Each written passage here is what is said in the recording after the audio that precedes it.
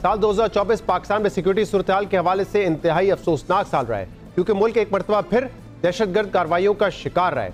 Think tank centre for research and security studies की सालाना report के मुताबिक पिछले साल मुल्क में दहशतगर्द कार्रवाइयों में 685 सिक्योरिटी एहलकार शहीद हुए हैं, जबकि मजमूई तौर पर इन दहशतगर्द कार्रवाइयों में 1600 से ज्यादा इंसानी जानें ज़ाया हुई हैं।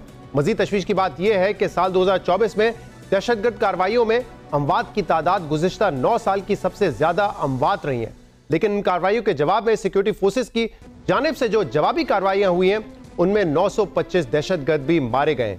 इसी हवाले से आज नेशनल एक्शन प्लान पर अमल दरामद के लिए एपिक्स कमेटी का इजलास हुआ, जिसमें सियासी और अस्करी क़यादत ने शिरकत की। एपिक्स कमेटी के इजलास से खिताब करते हुए वजीर आजम शहबाज शरीफ का कहना था कि चंद रोज कबल सरहद पार से किए गए हमले का मुंह तोड़ जवाब दिया है।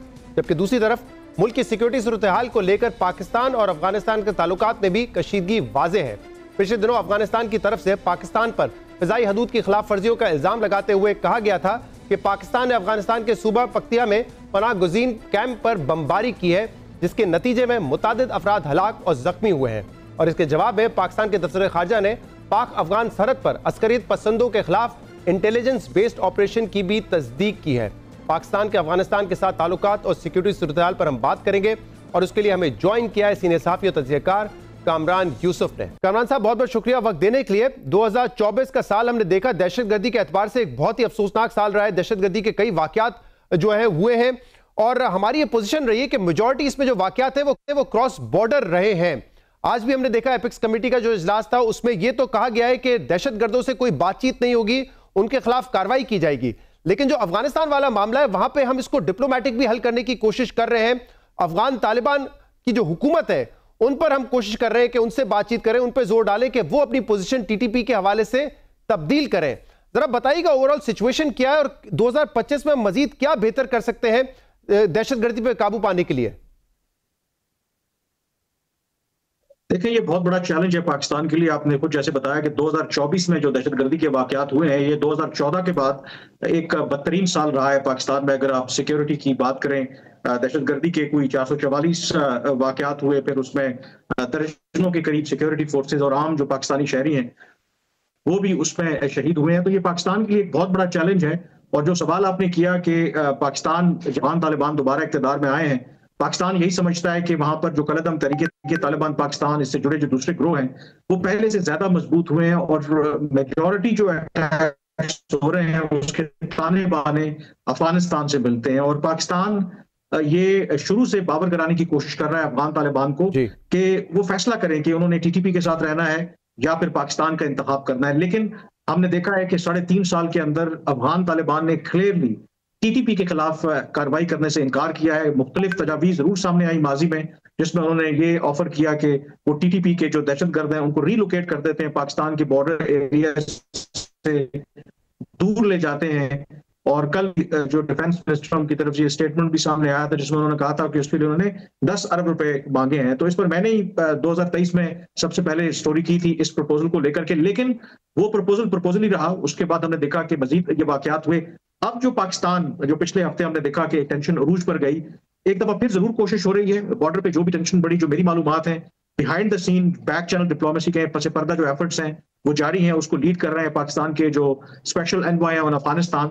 और पाकिस्तान को किसी हद तक कुछ ना कुछ तवक्को है कि दोनों मुल्कों में कम से कम जो राब्ते हों और कोई उसका हल निकाला जाए, क्योंकि अल्टीमेटली ये जो कशीदगी है पाकिस्तान और अफगानिस्तान के मफाद में नहीं है। कामरान, ये बताइएगा कि किस हद तक ये पॉसिबिलिटी है, क्योंकि जब ये रीसेटलमेंट वाला इशू था तो उस वक्त हमने ये कहा था कि तालिबान गवर्नमेंट भी ये चाहती है कि जो टीटीपी के लोग चले गए हैं उनको दोबारा पाकिस्तान में रीसेटल किया जाए। अब जब मामला यहां तक पहुंच चुका है कि क्रॉस बॉर्डर हमें एक्शन करना पड़ रहा है या फिर बॉर्डर एरियाज में एक्शन करना पड़ रहा है, तो उसके बाद इस चीज के चांसेस कितने हैं कि डिप्लोमेटिकली इस मसले को हल किया जाए, यानी कि तालिबान हुकूमत को कन्विंस किया जाए कि आप अपनी पोजीशन जो है टीटीपी के हवाले से चेंज करें? देखिए, इसके इम्कानात अगर आप ट्रैक रिकॉर्ड देखें अफगान तालिबान का, वो तो बहुत कम नजर आते हैं। और उसकी रीजन है कि माजी में तो हम कहते थे कि अफगान तालिबान और तहरीके तालिबान पाकिस्तान दो अलग अलग ग्रुप हैं, लेकिन ये दोनों एक ही हैं, नजरियाती तौर पर भी आपस में ये अलाइंड है। तो सबसे बड़ा चैलेंज है ये जो बिहाइंड द सीन मीटिंग्स होती हैं। अभी भी जब एम्बेसडर मोहम्मद सादिक गए थे काबुल, तो वहां पर जब ये मामला उठाया गया तो अफगान तालिबान की जो क़यादत है वो अपनी मजबूरी भी जाहिर करती है, और उन्होंने कस्में भी उठाई हैं कि देखें टीटीपी भले यहाँ पर मौजूद है, लेकिन हम उनको इनकरेज नहीं करते वो पाकिस्तान के खिलाफ जाकर के कार्रवाई करें। लेकिन जो पाकिस्तानी हुकाम है, जब उन्हें कन्फ्रंट किया कि चलें आपकी ये बात हम मान भी लें, लेकिन वो असला जो अमरीकी छोड़ करके गए थे, जो अफगान तालिबान के पास था, वो टीटीपी के पास कैसे पहुंचा, तो उस पर उनका कोई उनके पास जवाब नहीं है। और एक जो मुझे पता चला है कि कुछ जो अफगान तालिबान की जो क़यादत है वो इस वजह से भी परेशान है कि टीटीपी अफगानिस्तान के अंदर एक सेल्फ इतनी ताकतवर हो गई है कि एट टाइम्स जो लोग उनकी मुखालफत करते हैं उनको ब्लैकमेल भी करते हैं। कुछ ऐसे वाकयात भी हुए कि जिन्होंने उनको कन्फ्रंट करने की कोशिश की तो उनको टीटीपी वालों ने नुकसान भी पहुंचाया। लेकिन उसके बावजूद पाकिस्तान का ये ख्याल है कि अफगान तालिबान का इतना असर रसूख है टीटीपी के ऊपर कि अगर वो संजीदगी के साथ एफर्ट करें तो इस मसले को हल किया जा सकता है। अफगान तालिबान के अंदर भी इस मामले में इख्तिलाफ है। एक ग्रुप है जो समझता है कि टीटीपी ने क्योंकि हमारा साथ दिया जब अमरीकी यहाँ पर मौजूद थे, हमारे वो मेहमान हैं, हमें उन पर दबाव नहीं डालना चाहिए। दूसरी तरफ जो बड़ी पिक्चर देखने वाले अफगान तालिबान की क़यादत है, उनका ये मानना है कि पाकिस्तान के साथ ताल्लुकात बेहतर किए हमारी इंटरनेशनल रिकग्निशन नहीं हो सकती, हमारी मईशत बेहतर नहीं हो सकती, और वो चाहते हैं कि पाकिस्तान के साथ ताल्लुकात बेहतर हों। तो पाकिस्तान का ये मानना है कि अगर वो जो तबका है अफगान तालिबान का जो पाकिस्तान के मामलात को संजीदगी से एड्रेस करना चाहता है,